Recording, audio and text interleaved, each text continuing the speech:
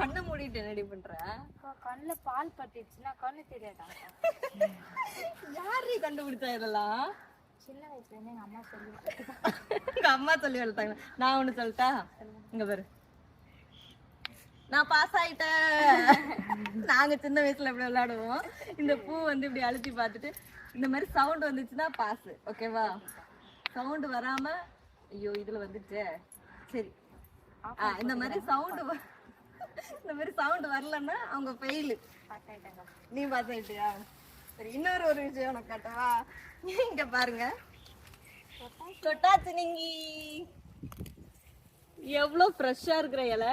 நம்ம இப்படி தொட்ட உடனே சினிங்கிடும். எங்க அம்மா என்ன திட்டும் போது சொல்லுவாங்க, சரியான தொட்டா சினிங்கி, எதுக்கு எடுத்தாலும் அழுதுகிட்டே இருக்க அப்படின்னுவாங்க. ஸோ வந்து தொட்டா சினிங்கி.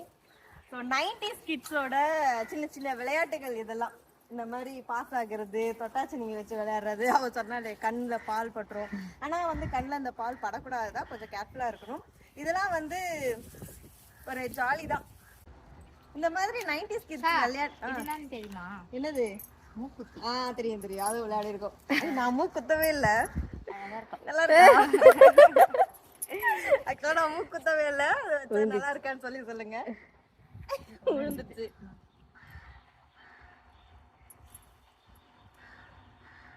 நல்லா முட்டிச்சு. மேடம் அங்க ஆஃபர் போட்டிருக்கோம் மேடம். மெசேஜுக்கு ரிப்ளை பண்ணோம் மேடம். கஸ்டமர்ஸ்லாம் திட்டுவாங்க. ஆஃபர் போயிட்டு இருக்குங்க, மறந்துடாதீங்க. Free shipping.